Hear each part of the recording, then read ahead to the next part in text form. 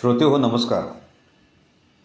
आज कथा ऐकूयात आपण तळपायावरच्या नोंदी. या कथेचे लेखक अनामिक आहेत आणि मला ही व्हॉट्सअप ग्रुपद्वारे प्राप्त झालेली कथा आहे. ऐकूयात तळपायांवरच्या नोंदी. सहज म्हणून एका स्नेहांकडे गेलो असतानाची गोष्ट. दुपारचं जेवण झालं होतं. खूप पदार्थ केले होते आणि सगळेच तेवढेच चविष्ट आहे.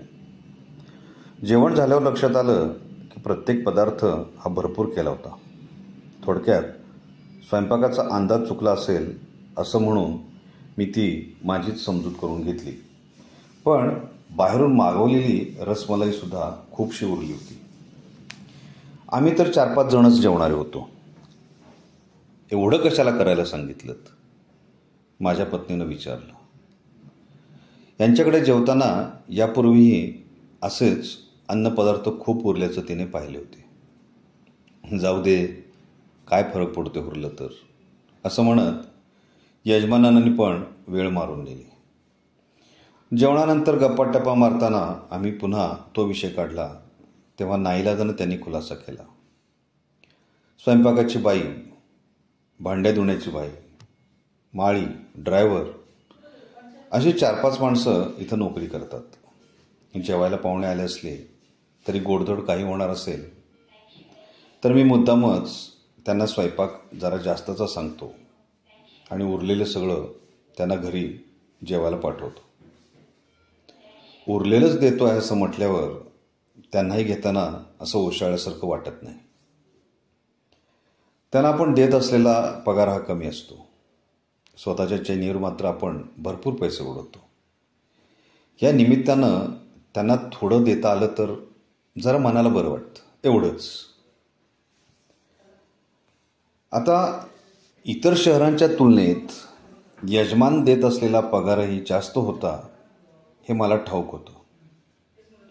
शिवाय वर हे वेळच्या वेळी काही गोडाधोडाचं जेवण, अन्नपदार्थ या सगळ्याचा उल्लेखसुद्धा न करता ते ह्या लोकांचा मानसन्मान किंवा आत्मसन्मान सांभाळत होते.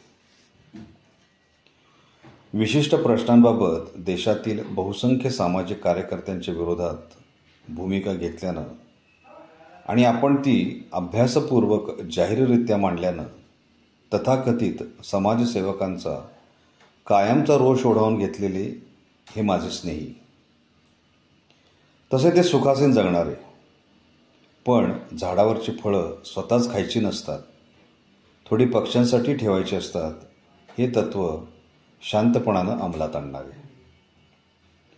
एवढंसं काही केलं तरी त्याचा ढोल पिटणाऱ्यांचा या जमान्यामध्ये खूप कौतुक केलं जातं. आपल्या नोकरांशी, आपल्यापेक्षा खूप खाली असलेल्यांशी माणूस कसा वागतो यावरून माणसांची उंची समजते. तिथून परत येताना अचानक माझ्या मनात आईची एक आठवण जागृत झाली. इतकी वर्ष विस्मृतीच्या महासागरात कुठेतरी पडून राहिली होती.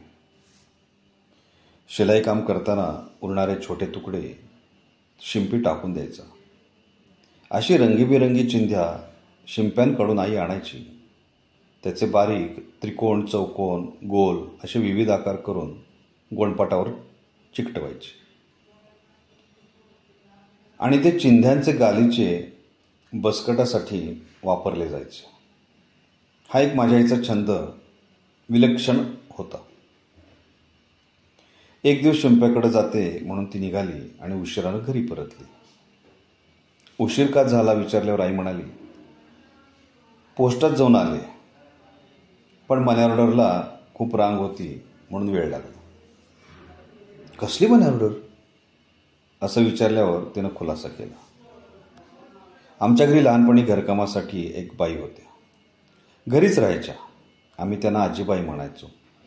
म्हाताऱ्या झाल्यावर त्या त्यांच्या जवळच्या खेड्यात परतल्या. त्यांना दरमहा माझी आई 5 रुपयांची मनी ऑर्डर करायची, पेन्शन म्हणून. पुढे मग आईवजी मी पोस्टात जाऊ लागलो. पण त्यावेळ पावेतो ती असं काही करत होती हे तिनं घरीदारी कोणालाच सांगितलं नव्हतं. आजीबाई वारल्यानंतर हे पेन्शन थांबलं. तिथून पुण्याहून मी माझ्या घरी परतताना एक डोक्यात सारखा विचार येत होता की ही गोष्ट आईनं कधीच कोणाला का सांगितली नाही.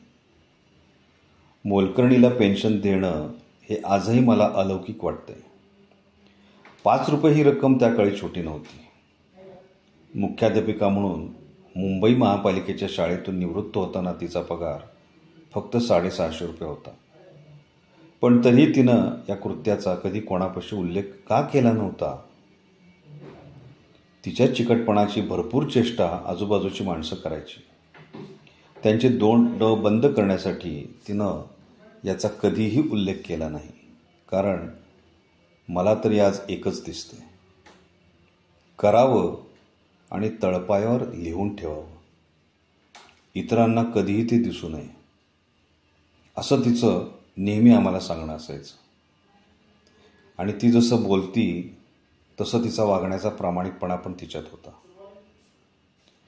जगात चांगुलपणा थोडाफार कुठे उभा असतो तो अशा अनेक तळपायांवरच्या नोंदींमुळेच. श्रोते हो, कथेचा निष्कर्ष अर्थातच तुम्हाला समजला असेल. कळकळीचं आव्हान आणि विनंती, अशाच तळपायांवरच्या नोंदी तुम्ही सुद्धा तुमच्या आयुष्यात करत राहा. धन्यवाद. कथा कशी वाटली हे जरूर कळवा. 9923359609 या नंबरवर. धन्यवाद.